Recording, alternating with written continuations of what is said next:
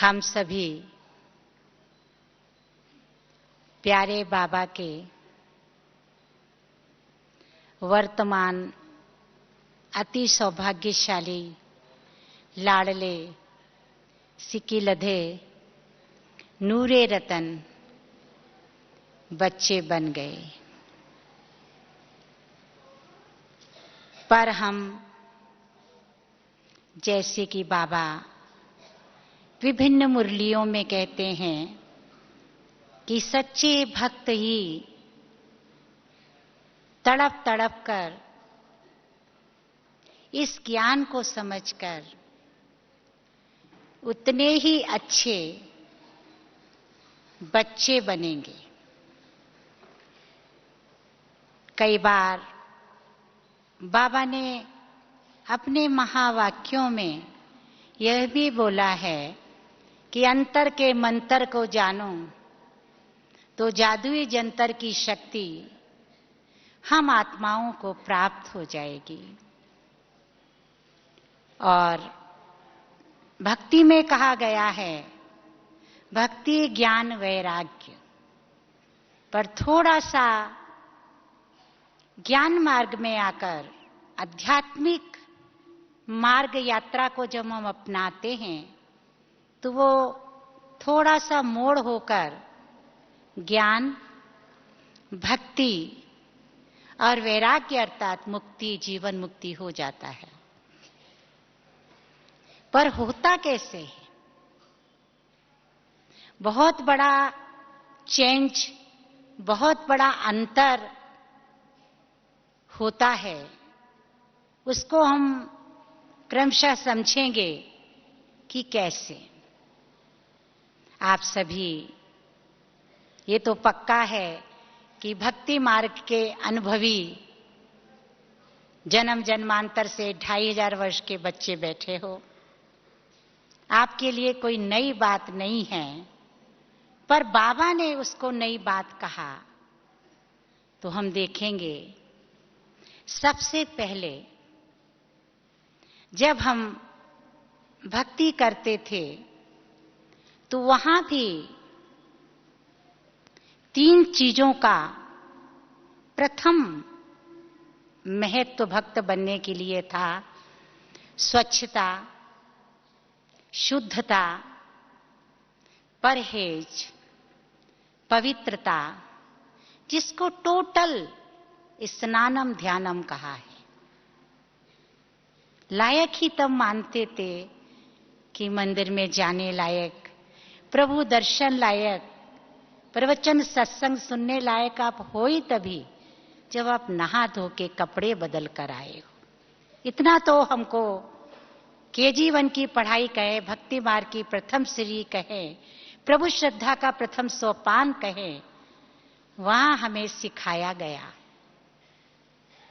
पर जैसे ही हम ज्ञान मार्ग में आए तो सबसे पहला ज्ञान, अभी थोड़ा आपको फाउंडेशन से समझा रहे हैं, इस ईश्वरीय विद्यालय में भी पहला फाउंडेशन ज्ञान आपको मिला कि मैं देह नहीं, मैं एक शुद्ध आत्मा था या थी या हूं। हमें समझाया गया शरीर और आत्मा मिलाकर बराबर जीवात्मा बना है। पर भक्ति में हमको ओनली ये नॉलेज थी कि मैं देह हूं। तो हमारा सारा कारोबार देह भान होने के कारण शरीर के प्रति सिमट कर रह गया। परंतु अगर हम सोचे तो वहां भी हमको बहुतों ने ये इशारा दिया कि मन मेला और तन को धोए, फूल को चाहे कांटे बोए। वहां भी इशारा मिला, मैली चादर ओढ़कर द्वार कैसे आऊं। वहां भी गिड़गड़ाते रहे विषय विकार मिटाओ। तो सारा शरीर का स्नान करने पर भी मन कहीं ये खोज रहा था कि आखिर सच्चा स्नान क्या है। यहां बाबा ने बताया और आपके प्रसिद्ध रामायण विदित ग्रंथ में भी ये बताया राजा जनक के द्वारा कि राजा जनक भी बहुत पूजा पाठ भक्ति अति श्रद्धालु राजा थे, पर उन्हें भी ये ज्ञान पिपासा रहती थी कि कोई मुझे सच्चा विवेकवान ज्ञान करा दे। भावना तो भक्ति की थी, जिसके फलस्वरूप वो अपने राज्य में प्रतिदिन महीनों सालों सारे शहर के या उनके एरिया के सभी विद्वान पंडितों को बुलाकर प्रवचन सभा लगाया करते थे। महीनों उनको ठहराते थे, वस्त्र खान पान आदि स्थान की व्यवस्था भी करते थे और रोज उनके प्रवचन अपने दरबार में रखते थे।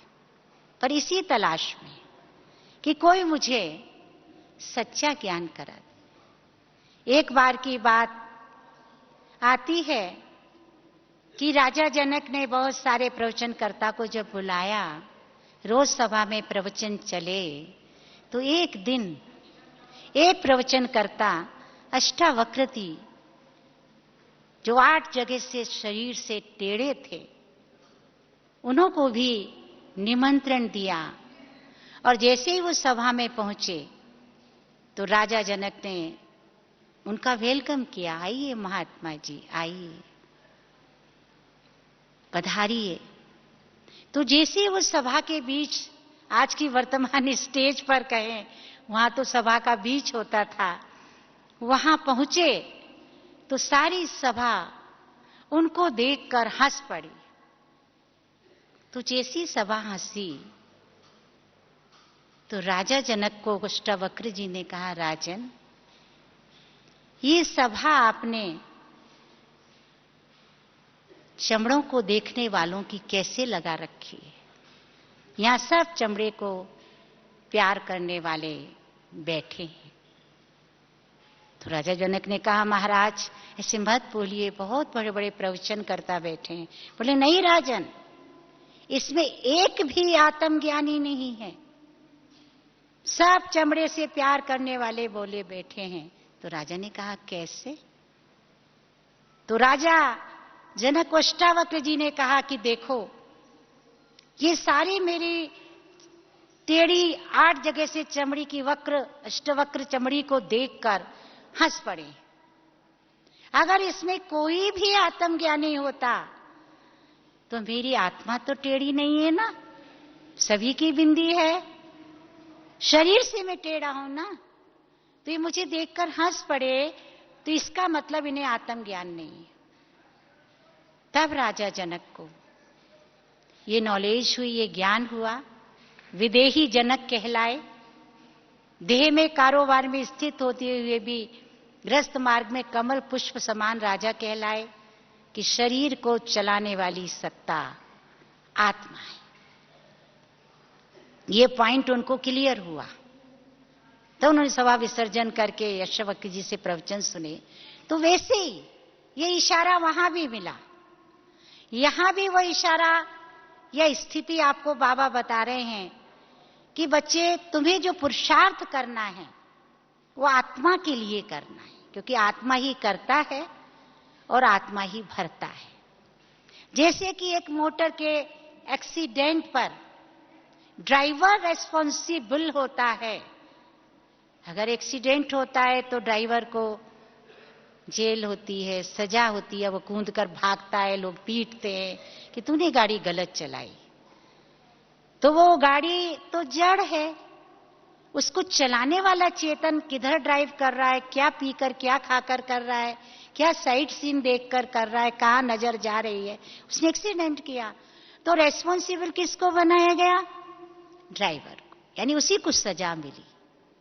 ठीक ऐसे ही भक्ति मार्ग में ये नॉलेज नहीं होने से वो आज इतना बड़ा कुंभ के स्नान पर, घर के स्नान से जब मन तृप्त नहीं हुआ, रोजमर्रा घर में नहाने से, क्योंकि पहली विधि थी ना स्नान, तो उन्होंने सोचा अब चलो गंगा में त्रिवेणी स्नान करके बाहर जाके करके जाए, शायद मेल साफ हो जाए। तिल आदि से स्नान करेंगे लपेट के, मसल के, तो हो जाए। वे वैरायटी प्रकार से वो स्नान को महत्व दे रही थी कि हमारा मैल धुल जाए। शरीर के मैल को साफ कर रहे थे, वस्त्र साफ पहन रहे थे। और यहां बाबा ने धीरे से हमारे कान में मंत्र दिया कि बच्चे मैंने वस्त्र शब्द बोला तो है, कपड़ा कहा तो है, स्नान बोला तो है जब तुम ज्ञान में आए, पर कौन सा? शरीर रूपी वस्त्र को भूलना था। तो लोगों में दुनिया में देह रूपी वस्त्र बना के फूल के नागा बाबा बनकर या सन्यासी बनकर लोगों ने वस्त्र का त्याग किया, पर समझ ही नहीं पाए वस्त्र ये शरीर है जिसको पहनते ओढ़ते भी हमें इसके बॉडी कॉन्शियसनेस को, भान को छोड़ना है। तो वो तो नहीं कर पाए ना।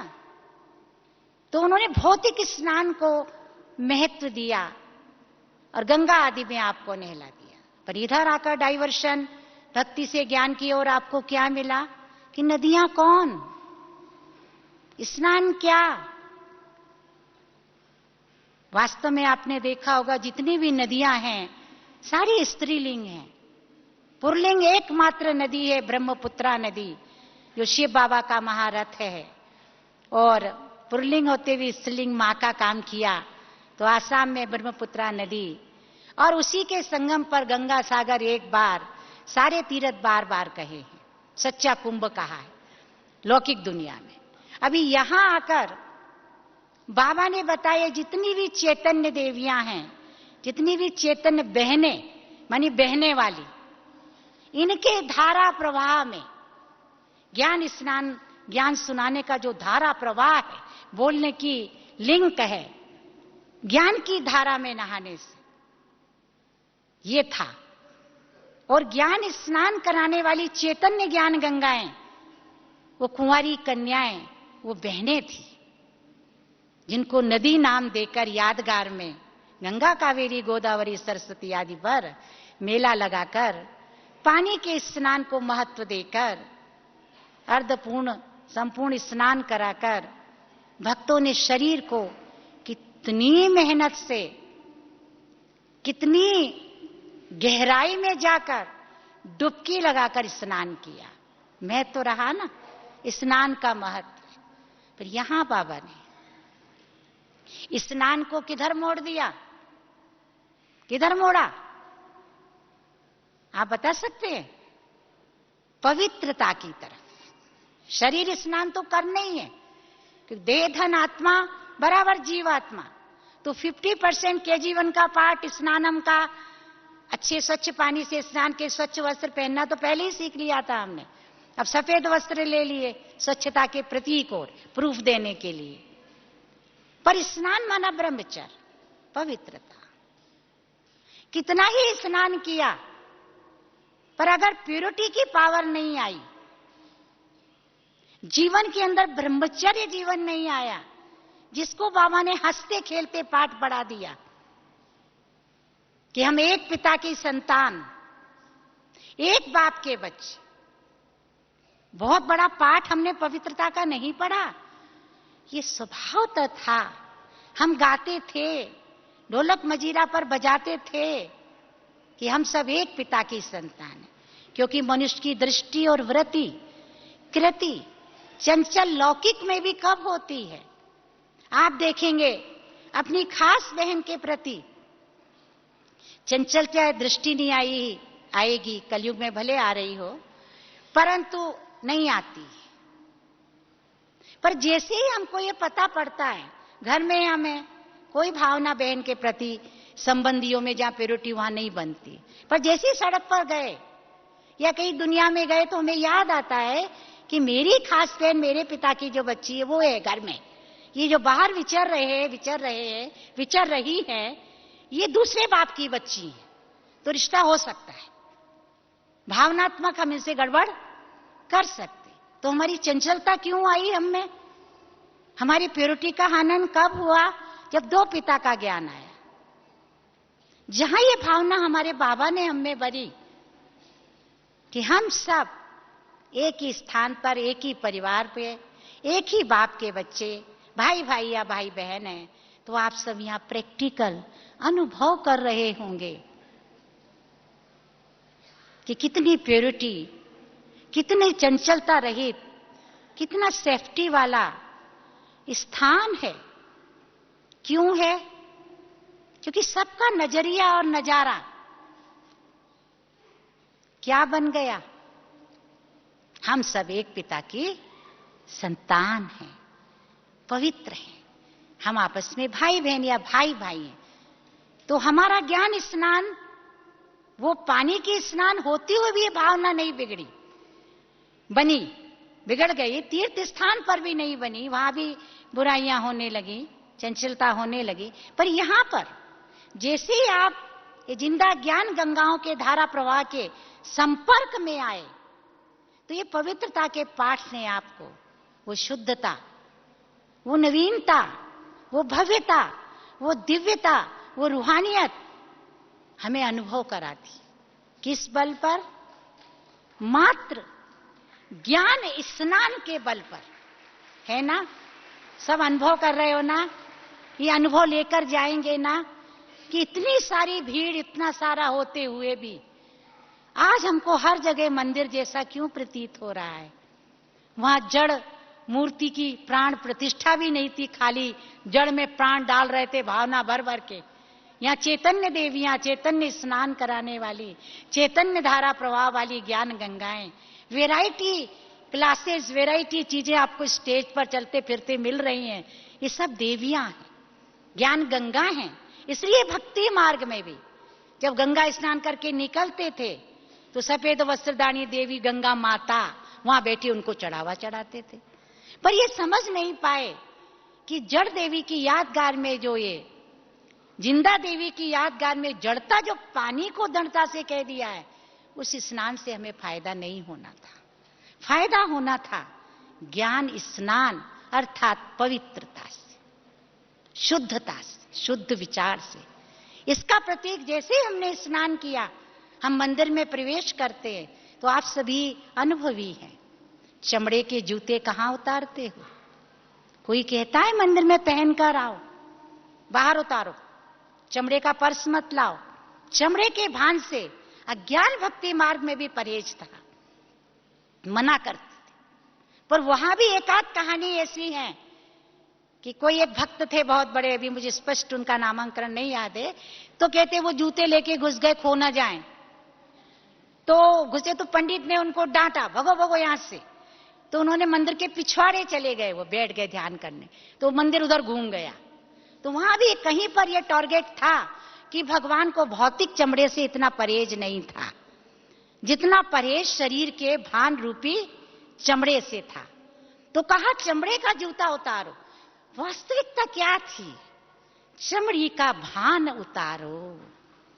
जैसे ही मंदिर में आओ तो चमड़ी का भान भूल जाओ।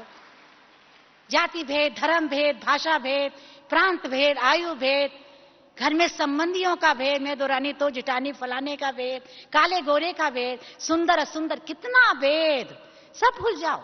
मूर्ति के आगे आके सोचो मैं आत्मा, परमात्मा की संतान।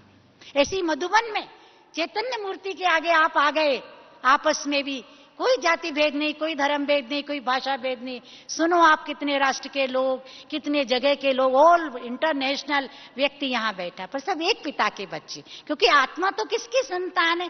बाबा की। तो ये चमड़े का भान वो मिटाना चाहते थे। इसलिए इशारा बाबा ने जब ज्ञान सुनाया संगम युग पर, तो उन्हें याद रहा भक्ति में द्वापर में जब गिरे कि चमड़ा चमड़ा भगवान करते थे, तो उन्हें जूते उतारो। और स्वच्छता की दृष्टि से हम और आप भी बाहर उतार रहे हैं, पर वो ईश्वर से उसका कोई कनेक्शन नहीं है कि भगवान बड़ा खुश होगा चाहे आपने लाखों की चमड़े की जूती उतारी। ये शरीर है चमड़े का जूता, इसे उतारो बाहर, बैक, यानी भूलो कि मैं शरीर हूं। पर क्या समझकर ज्ञान सुनो या बाबा का कारोबार करो? आत्मा समझकर। तो इसका प्रतीक उन्होंने चमड़े का भान उतारा। फिर आप देखेंगे जब मंदिर में प्रवेश करते हैं तो आप क्या बजाते हैं? घंटा लगे रहते हैं, टन टन बड़े बड़े घंटे। तो वहां भी भगवान के लिए कहा घंटा बजाओ, अल्लाह के नाम पर एक आना 5 पैसे चढ़ाओ। इतना नियम तो भक्ति में भी दिया गया था। और आप हम सभी करते भी थे। पर जैसे हमें बाबा का समय या ये ज्ञान या संगम युग मिला तो कहा तो था घंटा बजाओ, पर ये भूल गए कौन सा घंटा बजाओ। वो पीतल के टंगवा दिए बड़े बड़े, वो बजा के सोचे हो गए खुश। पर घंटा बजाओ 24 घंटे में से कम 1 घंटा तो बजाओ बाबा के निमित्त। मुरली सुनो, सेवा में लगाओ, हर चीज में लगाओ, 1 घंटा तो लगाओ। 24 घंटे लगाए तो झूमर वाली देवी तो अलग ही हो गई, 84 घंटे वाली हो गई, 24 घंटे वाली हो गई, पर 1 घंटा बजाओ ये कहा था। और भगवान के नाम पर एक बार भगवान के स्थान पर आओ, मंदिर में आओ, 1 आना चढ़ाओ। तो उनने 1 आना 6 पैसे चढ़ा दिए, 5 पैसे चलते थे जब, चढ़ा दिया 1 रुपया 1.25 रुपया चढ़ा दिया। अब चढ़ाना क्या था? देह के प्रति भले तो वो पैसा था, पर आत्म ज्ञान जब हमको यहां मिला तो हमने क्या समझा कि आश्रम में कम से कम 1 बार पूरे दिन भर में तो आओ, 1 बार तो आओ, तो अल्लाह के नाम पर 1 घंटा बजाओ और 1 आना चढ़ाओ। वो भी हम सभी कर रहे और ज्यादा ही चढ़ा रहे, पर यादगार तो बनी थी ना। फिर आप देखेंगे चंदन घिसा, पूजा की विधि में क्या होता है, और कोई विधि तो चलो पंडित पुजारी करते, मोटी विधि तो आप ये करते हैं ना, नमस्ते।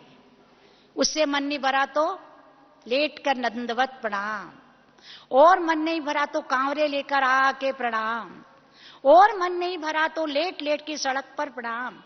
मेन प्रणाम वहां आके विभिन्न प्रकार से भावनाओं को बढ़ाया, पर मोटी भावना रही नमस्ते। आंख मीच कर प्रणाम किया ना, तो कुछ भी नहीं कहा तो नमस्ते तो कर। अब नमस्ते करने का ढंग आप देखो, नमस्ते भी कैसी, मूर्ति को नमस्ते करिए कि मूर्ति आप जो कहेंगे हम आपका आंख मूछ के कहना मानेंगे। आंख बंद करके नमस्ते करते हैं, हृदय से लगा कर, साधारण प्रथा नहीं है। अब वो प्रथा, अगर आप यहां पैर छुएंगे नमस्ते दीदी के, नहीं नहीं भाई बहन कहेंगे आपस में ही नहीं करो, ओम शांति बोलो। पर नमस्ते क्या है? नमस्ते मतलब अपने से बड़े के सामने जब हम झुकते हैं, उनका पैर छूते हैं, नमस्ते करते हैं, इसका मतलब है उसका कहना मानना, उसकी कही हुई बात पर चलना। एक बार अच्छी तरह समझकर फिर आंख बंद करके चलने का मतलब था विश्वास, श्रद्धा, निश्चय कि ये जो कहेंगे ठीक ही होगा, मान लेना। तो मान लेना, मान देना था। उन्होंने मान कैसा दे दिया? नमस्ते। तो हम हंसी में हमेशा कहती हूँ पंडित जी नमस्ते हम नहीं समझते, वो बच्चों वाली नमस्ते, KG1 वाली नमस्ते कि आप कहते रहो। इसीलिए आपने देखा होगा भक्ति मार्ग में जब कभी प्रवचन आप सुनने गए होंगे तो सुनने वाले ऐसे ऐसे करते हैं, आंख मुचेरेंगे, ऐसे करेंगे, खुली रहे तो भी करेंगे। तुम कितना ही सुनाना, हम नहीं करेंगे, नहीं करेंगे। और ज्ञान मार्ग में आप ऐसे करते थकते नहीं हो कि दिमाग में बैठ रहा है, हृदय कह रहा है करेंगे करेंगे। तो जनरली आप देखना यहां क्लासेस होती हैं या कोई प्रवचन होगा, आप ऐसे करेंगे। जी हां, जी हां, कहना मानने वाले बन गए हैं ना। आप बता भी रहे हो, कर भी रहे हो, तो कहां भगवान के लिए उन्हें कहा चंदन घिसो, टीका लगाओ। कहा ना जब भक्ति में चंदन घिसते हैं। अब चंदन कौन सा घिसना था? मेहनत का, कि ज्ञान मार्ग तलवार की धार, इधर गिरे तो कुआ, उधर गिरे तो खाई, बीच में आफत आई, चलना ही पड़ेगा, मेहनत का मार्ग है। तो उन्होंने क्या घिसवा दिया आपसे? चंदन, मेहनत का। तुलसीदास चंदन घिसे और शिव बाबा तिलक देत रघुवीर, वो भावना थी। तो भौतिक चंदन, और चंदन का भी मिसाल बताया नहीं, टीका तो लगाया पर टिके नहीं। तो भक्ति में शुरुआत में वहां बैठे रहते पंडित पुजारी, वो टीका लगा देते, हमने लगा लिया, भूल गए कि यही क्यों लगाया, वो चंदन का ही क्यों लगाया, कि चंदन जैसे से यहां लगाया। तो याद रहे कि तुम आत्मा बिंदी है और देह भान में रही तो कि दिन भर कारोबार में बरतो मंदिर से निकलकर। इतनी अच्छी अच्छी बातें हैं भक्ति में, कई भक्तों को हमने कहते ना, पीट करके मत निकलना मूर्ति से, हम तो सीधे सीधे निकलते हैं। अरे जैसी मुड़े सारी बातों की तो पीठ है, कहना एक मानना नहीं है, तो पीठ ही तो हो गई। यहां तो पीठ का कोई सवाल नहीं है, कोई दिशाओं का सवाल नहीं है, कोई मूर्ति का सवाल नहीं है। बाबा ने कहा मैं तो परमधाम में बैठा हूं, कुछ भी करो उल्टे सीधे, कुछ बोला नहीं ऐसा बाबा ने। वहां तो एक एक बात के अंदर ज्ञान दिया कि ऐसा मत करना, बड़ी बात रखी। आप लोग पीठ करके प्रवचन करते, हम लोग हमेशा ही ऐसे करते, पीछे मंदिर होता है, मूर्ति रखी, प्रवचन पीठ कर लेते हो। अरे मैं कहा पीठ करने का मतलब है उसकी बात को टालो मत। हमारे पॉजिटिव वे में कहते पीठ करो, यानी फॉलो अप करो। तो वो तो किया नहीं, टीका लगवाया। अब टीका भी लगवाया तो इंद्रियों पे, यहां यहां यहां, पेट पर, गले पर, देखो कहां कहां लगाया कि अरे भाई चंदन जैसा सुवासित सुगंधित इन इंद्रियों से कर्म करो। कमाओ तो अच्छा कमाओ, खाओ तो परहेज का, अच्छी कमाई का खाओ, बोलो तो अच्छा बोलो, सुनो तो अच्छा सुनो। इसी के प्रति एक जगह जगह टीका लगा दिया। हेजे वेजे का टीका लगाते हैं ना, तो अपने को वो बीमारी नहीं होती है, तो उन्होंने टीका नाम रख के यहां एक बार लगा दिया। अब सारी इंद्रियों में उसकी प्रकंपन फैलना चाहिए थे, पर भक्ति में तो नहीं फैले। वो तो मात्र एक दिखावे का ड्रामेटिकल रह गया, प्रैक्टिकल तो रहा ही नहीं, पार्ट बजाने के लिए रह गया। अब बाबा ने कहा करते तो थे ना, अभी भी टीका लगाए रखो, पर दिखावे का बल ना लगाया हम लोगों ने, कोई चंदन का, कोई रोली का, पर कर्म में तो टिके हैं ना उस स्थिति में। भक्ति मार्ग में भी गहनों के श्रृंगार में कानों में सुनना पहनाया, सोना पहनो, बड़े बड़े झाले पहनो। तो झाले और सुनना तो पहन लिया, पर सुनना, ज्ञान का श्रवण पहनो, यानी हमेशा ये कान क्या सुनते रहे, ज्ञान की बातें अच्छा सुने, उसका प्रतीक श्रवणा पहनना महत्व दिया। तो सच्चा आत्मा का श्रृंगार था सुनना, तो ये इंद्रियों में पहना दिया, अर्थ तो समझा नहीं। तो भक्ति ने बिना अर्थ के आपको कार्य कराया, पर ज्ञान में जब आते हैं तो वही भक्ति मार्ग ज्ञान सहित, अर्थ सहित आपको समझ में आता है, तो अनर्थ रुच जाता है। तो वहां नमस्ते करी। फिर कई लोग चरण में भी गिर पड़ते हैं। अब भगवान ने देखो कितनी अच्छी बात बोली कि हे मीठे बच्चे आचरण करो। क्या बोला? मम्मा बाबा को फॉलो करो, उसको अपन नॉर्मल भाषा में कहेंगे आचरण करो। उनने करो को धीरे से कर दिया, क्योंकि आचरण मेन से भी नहीं हो रहा था ना, तो भाव क्या बदला देहभान में आने पर, आचरण परो। करो को क्या कर दिया, परो, तो फट से पैर छुए और चल दिए, काम पूरा। कोई को आचरण करने ही नहीं थे ना, क्योंकि बताए ही नहीं ना कि वो मूर्ति समान आचरण करो, इष्ट के आचरण पर चलो, वो बताए नहीं। ऐसी भक्ति मार्ग में जो तीर्थ चले, या घर से मंदिर आने का जो मार्ग था, वो सड़क मार्ग तो था ही शरीर के लिए चलकर आने का, पर था वो आचरण मार्ग। जो मंदिरों में सीढ़ी चढ़ना था, वो भी कोई दिव्य गुण दिव्य शक्तियों का मार्ग था। एक एक स्टेप पे एक एक मार्ग था कि ये गुण धारण करो, ये गुण धारण करो, ये करो, तब प्रभु दर्शन मिलेंगे। तो उसको उन्होंने भौतिक सीढ़ियां बना दिया और बड़ा महत्व दे दिया, इतने हजारों सीढ़ी वाली देवी। अरे तो अमरनाथ तो बाबा को तो सबसे ही ऊंचा कर दिया, इतनी पहाड़ी चढ़ाई पर चढ़ो तब बाबा दर्शन देंगे। अरे शिव बाबा, भोलानाथ बाबा, जिसकी इतनी अच्छी शिवरात्रि हम मनाने यहां सब पधारे हैं, वो तो खुद आया मन चंगा, तो कटौती में गंगा। सारे तीर्थ तो हमारे पास आ गए, सारे नदियां हमारे, हमको घर बैठे सब मिल गया। भक्ति में भाग भाग कर मिलता था, यहां भगे। देखो कितना अच्छा नाम है, भगत, भगते रहे, भगत रहो, और ठगत, भगत प्लस ठगत। और ज्ञान मार्ग में बैठ जाओ, चुपचाप बैठो, साइलेंस में बैठो, मौन में बैठो, सुनो बाबा क्या कह रहा है। हुआ ना अंतर। वो समझते थे यहां नहीं मिला तो यहां मिलेगा, यहां नहीं मिला तो यहां मिलेगा, यहां तो बाबा एक जगह मिल गया।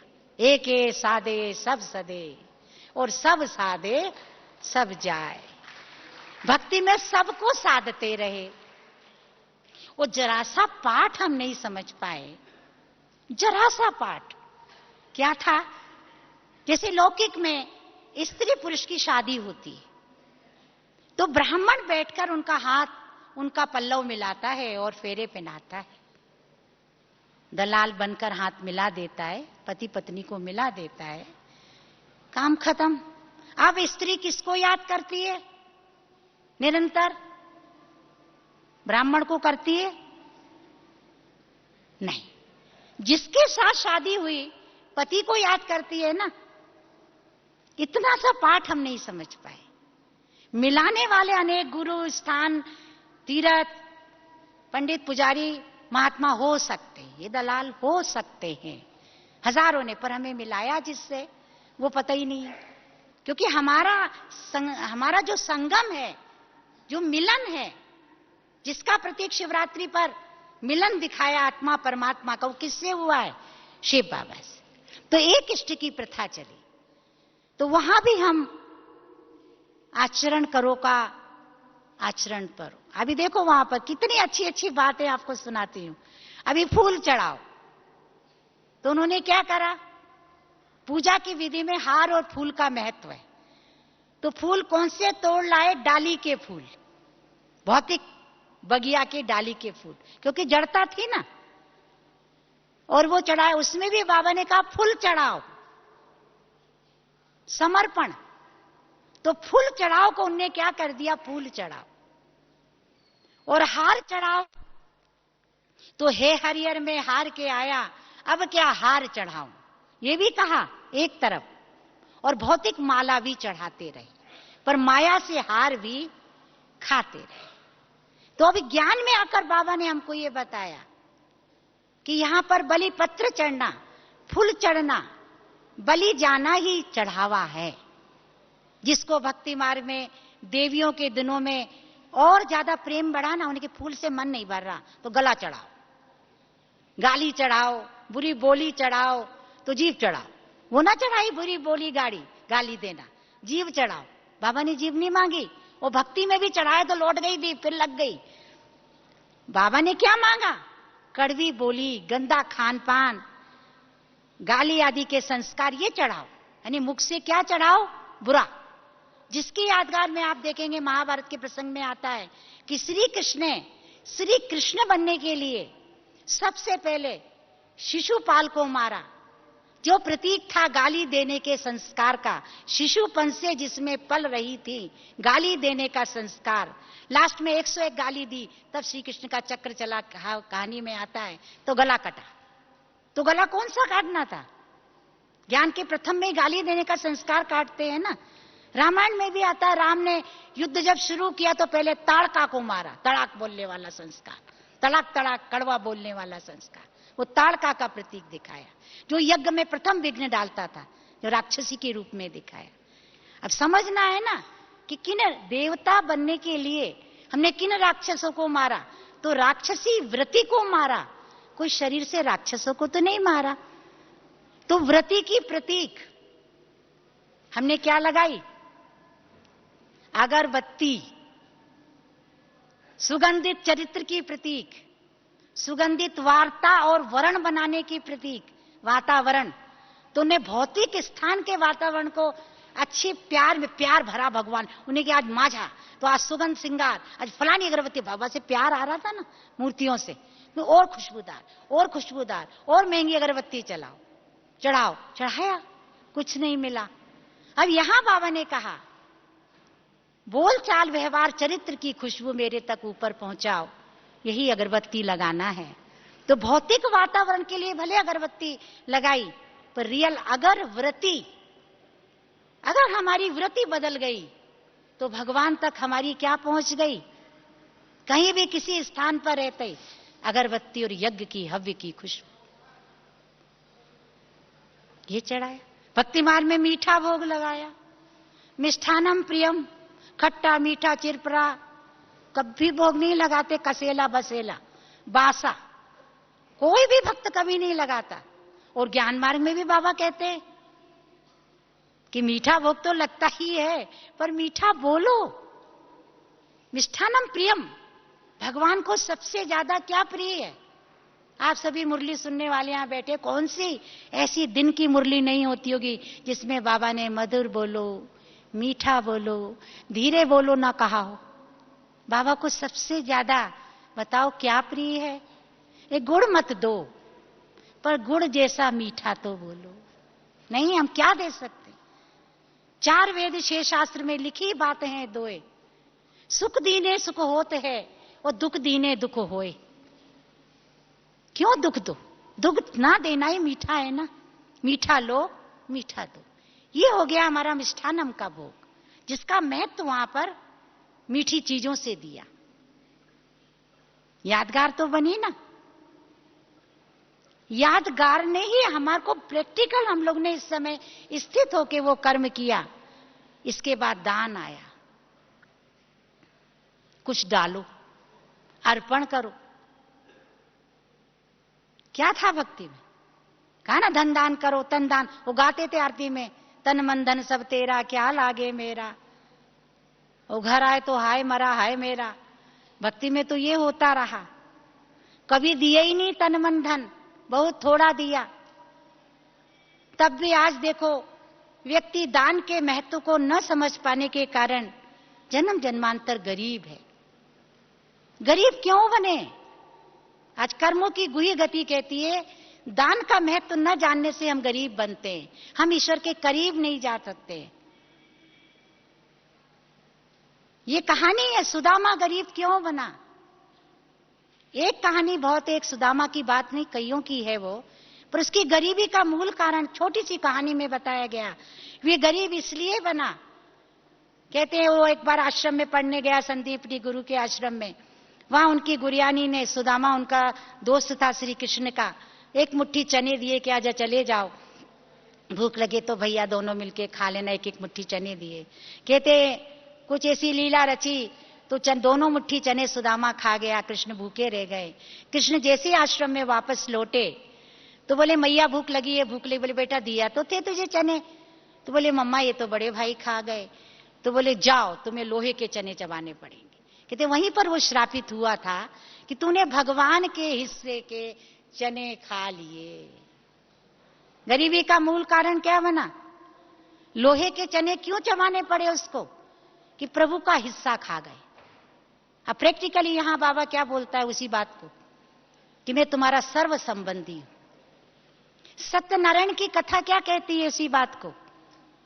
रंक राजा जो कहानी आई है, तो राजा से रंक ने पूछा कि प्रभु मैं पूजा करके पाना चाहता। बोले क्या करो? बोले कितना कमाता? मैं लकड़ हारा हूं, गरीब हूं, चवन्नी लगा दे, 75 रख ले। 4% तो बताया, 25% तो चढ़ा कम से कम। उतनी पूजा में लगा, यानी खर्च कर। तो भगवान के हिस्से का खाना, घर में एक सदस्य, आप सभी गृहस्थ वाले बहुत से बैठे हैं, परिवार है। कभी अपने ब्रह्मा बाबा के सामने भी कोई आता था, बाबा पूछते थे कितने बच्चे हैं? पता क्या कहते थे? अगर कोई बोलता था बस 4 ही हैं, तो बाबा समझ जाता था मेरा हिस्सा इसने, मेरा बच्चा, मेरे को बच्चा नहीं बनाया है। जो कहते थे 4 होते थे, 5 हैं बाबा, ये कहाँ हो? तो बाबा को कुछ ये बात लगती थी कि ये अपने हिस्से के मुझे दे रहा, एक हिस्सा।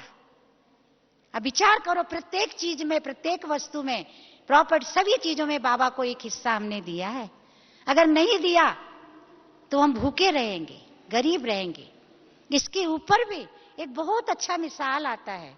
एक बार राजा अकबर और बीरबल, जिनको आप सभी ने सुना ही होगा, कि भले वो राजा मंत्री अपनी पोस्ट पे जब हुआ करते थे, पर जब नीचे होते थे फ्रेंड, दोस्त, और बहुत अच्छे अध्यात्म प्रेमी हुआ करते थे। तो एक बार उन्होंने बीरबल से प्रश्न पूछा राजा अकबर ने, कि राजा अकबर मैं एक बात जानना चाहता हूं, बताओ 3 जन्म का भूखा कौन है और 3 जन्म का भरपेट कौन है? तो बोला महाराज बताऊंगा, चलो घूमने फिरने चलेंगे, चलते फिरते आंसर दूंगा आपको। तो कहते हैं वो एक बार जब घूमने गए तो रास्ते में एक लकड़हारा मिला उनको। उन्होंने बोला महाराज आइए आइए, आपके पहले प्रश्न का जवाब मिल गया, 3 जन्म का भूखा कौन? बोले ये है महाराज। बोले कैसे? बोले देखो महाराज, अब ये लकड़ी काट रहा है, लकड़ी काट के इसको जो भी कुछ मिलेगा वो जाकर खर्च के काम में लेके घर में खाएगा, पिएगा, सो जाएगा। फिर लकड़ी काटेगा, फिर अभी भी दान नहीं करेगा, पूजा पाठ नहीं करेगा। तो ये पिछले जन्म में भी इसने नहीं किया था, इसलिए ये जन्म भी लकड़हारा बना और अब भी नहीं कर पा रहा है, तो अगले जन्म क्या बनेगा? गरीब लकड़हारा। तो तीनों जन्म भूखे हो गए, भूत भी भूखा, वर्तमान भी भूखा और भविष्य भी भूखा। प्रभु अर्थ नहीं लगाए। फिर एक उनको सोने आगे चले तो स्वर्ण दान करने वाला मिला। बोले ये महाराज 3 जन्म का भरपेट है। माना वो दान कर रहा था। तो बोले कैसे? देखो महाराज, इसने पिछले जन्म में दान किया है, तो इस जन्म में बड़ा बाबा का बच्चा सेठ साहूकार बना, पैसे वाले, नौकरी वाला, अच्छा बना है, फिर पूंजी मिली, अब ये फिर दान कर रहा है बाबा के यज्ञ में, मानो। तो अगले जन्म क्या बनना है? तो बाबा बोलिए वहापुर वर्षे को याद करो, बहुत बड़े वर्षे के अधिकारी बनना है। तो तीनों जन्म के भरपेट कौन बनेंगे? बाबा के बच्चे थे और हैं और बनेंगे। ये बहुत बड़ी खुशी की बात है। हम 3 जन्म की भरपेट आत्मा हैं, क्योंकि हम दान कहां कर रहे हैं? सच्चे ब्राह्मणों को। भक्ति मार्ग में भी रामायण का मिसाल आता है।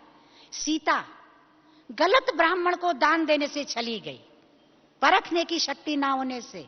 सीधा दिया पर उस ब्राह्मण ने टेढ़ा कर दिया, सीधा। ईश्वरीय कार्य में जो लगे डायरेक्ट, वो सीधा लेना था ना।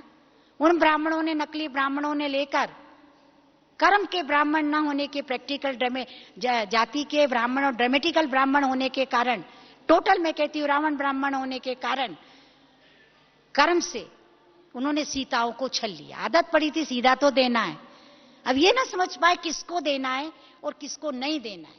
खास माताएं देना है, पर हाँ गरीब है, दया आ रही, दे दो। कितना बड़ा कांड हुआ उसका, अपहरण करता ले गया, समझ ना पाने के कारण। आज हमने पहचाना है कि ब्राह्मण कौन। लौकिक में हम ब्राह्मण देखते थे, शर्मा या वाला शुक्ला वकला, इनमें पैदा हुए जाति के ब्राह्मण, चोटी रखा है, कांख में बलिया है, कपड़े ऐसे पहना है, ब्राह्मण हो गए। ब्राह्मण वो परख लेना जो ब्रह्मचर्य में रहे, ब्राह्मण वो जो ब्रह्मा भोजन करे और कराए, ब्राह्मण वो जो ब्रह्म ज्ञान सुने और ब्रह्मा ज्ञान सुने और सुनाए, और ब्राह्मण वो जो ब्रह्म मुहूर्त में उठे और उठाए। यानी टोटल काम ब्रह्म से जिसका शुरू हो, वो हो कर्म के सच्चे ब्राह्मण। और आप जिस स्थान पर पहुंचे हैं, वहां सुनाने वाले तो क्या, सुनने वाले उनसे अच्छे परम ब्राह्मण हैं। आप सभी भी कम नहीं हैं, क्योंकि आप भी उसी नियम धारणा पर चलकर चल रहे पहुंचे हो यहां सच्चे तीर्थ, सच्चे कुंभ पर। धक्कों से बचने के लिए, धक्के खाने के लिए नहीं, आराम का त्याग, सुविधा का कर, सुविधा पाने के लिए। सब आपको मिल रहा है बाबा के घर में। रहना ठहरना भक्ति जैसा नहीं है, बहुत शांति है। भटक भटक के पहुंच गए तो भक्ति भावना भरती थी, पर ज्ञान, विश्वास और निश्चय विवेक चलाता है। तो भक्ति का वो कार्य विवेक से हम करें। इशारे समझे, इशारा दिया ईश्वर एक, तो ऐसा देख लिया, उन्हें यूं कर रहे हैं ऊपर। अभी ऊपर ही क्यों कर रहे हैं? एक ही उंगली क्यों कर रहे हैं? कि ईश्वर एक है और ऊपर रहता है। जरा सी बात तो समझना है। चित्र देखकर पता पड़ गया बाबा कहाँ रहता है? परम धाम में। बाबा एक है, 33 करोड़ देवात्माएं हैं। अब भक्ति मार्ग में हर एक भगवान है। भाग्यवान था, उसको कर दिया हर भगवान है। तो किसी से ना पूजे तो मुश्किल, इसे ना सबको चढ़ाओ थोड़ा थोड़ा थोड़ा। यहां बाबा एक हो गया ना, कि 33 करोड़ को बनाने वाला कौन? हम सबको बनाने वाला कौन? बाबा। उस बीज में हमने पानी डाला तो पत्तों तक तो ऑटोमेटिक पहुंच गया। तो आप बहुत भाग्यशाली हो। शिवरात्रि के पावन पर्व पर बाबा के घर पधारे हो। क्या कहना, सेंटर से भी ऊंचे महत्व के घर पधारे हो। मधुबन बाबा के घर। क्या बाबा मेरा, कितना ना भोग लगाएं, कितना ना बाबा को प्यार करें, कितना ना शिवरात्रि अच्छी मनाएं।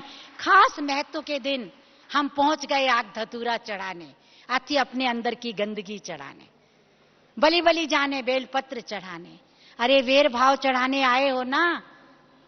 भक्ति वाले तो बेर चढ़वाते थे, डाली का बेर चढ़ा दो। बाबा ने कहा वेर भाव चढ़ाओ बच्चों, अंदर जो ईर्ष्या वेर भरा है वो मांगा। ये शबरी के झूठ और वैर के संस्कार चढ़ाओ। उन्हें झूठे बेर कर दिए, हम वही समझे रहे झूठे कर करके बेर चढ़ाए। अरे भील जाति ने भी झूठ और वैर चढ़ाया। हम बाबा के बच्चे ज्ञान में आकर भक्ति के उस रहस्य को समझकर झूठ और वैर के संस्कार चढ़ा दो। कमाल शिवरात्रि की तब है जब हमारा किसी से वैर विरोध ना हो। कितना भी किसने बुरा किया हो, कितना भी हमको कड़वा बोला हो, बुरा व्यवहार किया हो, वैर मिटाओ। विश्वमित्र बाबा का सच्चा बच्चा वो है जिसका विश्वमित्र हो, कहीं भी दुश्मनी नहीं हो, कहीं भी हम दुर्वासा परशुराम भृगु ऋषि नहीं हो, हमारे सब मित्र हैं। क्योंकि मेरा बाबा बाबा सबको प्यार करता है। उसके बच्चे कैसे बारात में लूले लंगड़े भूत प्रेत सब नचेंगे। आप समझ रहे हैं क्या मतलब है? सभी संस्कारों से ग्रसित आत्मा बाबा की बनेंगी, पर एक बारात में होंगी। अभी मौका हमको मिल रहा है, हम बाराती बने, घराती बने, दर्शनार्थी बने, संगराती बने या दूल्हे के बगल में चले। कितना अच्छा मौका है। हम क्यों ना बाबा की उस बारात में शामिल होने वाले सभी हम अपने को बाराती समझे। हमारा दूल्हा बाबा 9 तारीख को आने वाला है, क्या ना हमें करना है। तो ये उमंग, अरे भक्ति में उसी उमंग को कहां बताया? नाचो गाओ, ढोलक बजाओ, पीटो ढोलक। अब कीर्तन गाया, आरती गाई, आरती, रत्ती भर भी जो गा रहे ना वो आ जाए। तभी भक्ति मार्ग में प्रसाद लिया ना, तो भाइयों का तो मुझे पता नहीं कागज में लेते, पर हमारी माताएं पल्लू में लेती थी। अब भगवान ने कहा पल्ले पड़े कछु, कुछ पल्ले तो पड़े, तुमने पल्लू कर दिया। और वो प्रसाद, अब बाबा ने कहा सेवा करो, बांटो। ये जो रतन सुन रहे हैं इनको एक एक को बांटना। तुमने कहा प्रसाद मिला, पंजीरी थोड़ा सा पेड़ा, अब बांटना है। तो भाई मैं बचा के आश्रम तक में भोग मिले ना, बचा के रख ली, बच्चों को दूंगी।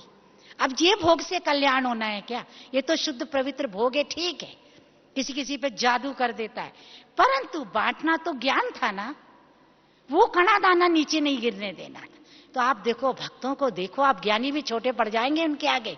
ऐसी श्रद्धा, कणा गिर गया उठा लो, अरे कहीं नीचे मत गिरने देना, पैरों में गिरने का पाप होगा। वास्तविक क्या था? बाबा के रत्नों को नीचे नहीं गिरने दो, यानी धारण नहीं करते तो नीचे गिर गए ना, उन पर अपन चले नहीं तो वो गिर गए ना, ऐसे गिरने मत दो। तो भक्ति में ये महत्व तो बताया। अभी और चलो आगे। अभी देखो, आप पाठ करते थे, कोई रामायण का रोज पाठ करने वाले यहां बैठे हो, जो गीता का, भले अभी बाबा मुरली पाठ करते हो, पर अभी आप सोचना क्या कहा? पाठ करो, समझा? वो उन्होंने क्या कर दिया? पाठ पढ़ो, रटो। तो रामायण पारायण हो रहा है।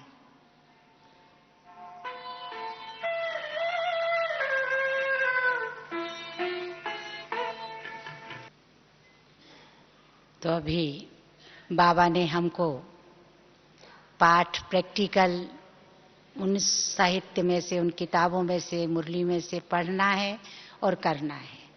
तो भक्ति से ज्ञान की ओर बाबा हमें ले चल रहे हैं। अभी बाबा कह रहे हैं बच्चे आओ, बच्चे आओ। अभी जो बाबा के बच्चे बन जाएंगे सच्चे भक्त से, उन्हें अंत में बचाओ बचाओ नहीं कहना पड़ेगा, बल्कि शरण में आकर बाबा की बारात में मिलकर अधिकारी बन जाएंगे। क्योंकि हम वो आत्माएं हैं जो भगवान को नहीं, भगवान की मानते हैं। भगवान को मानते नहीं, भगवान की। ओम शांति।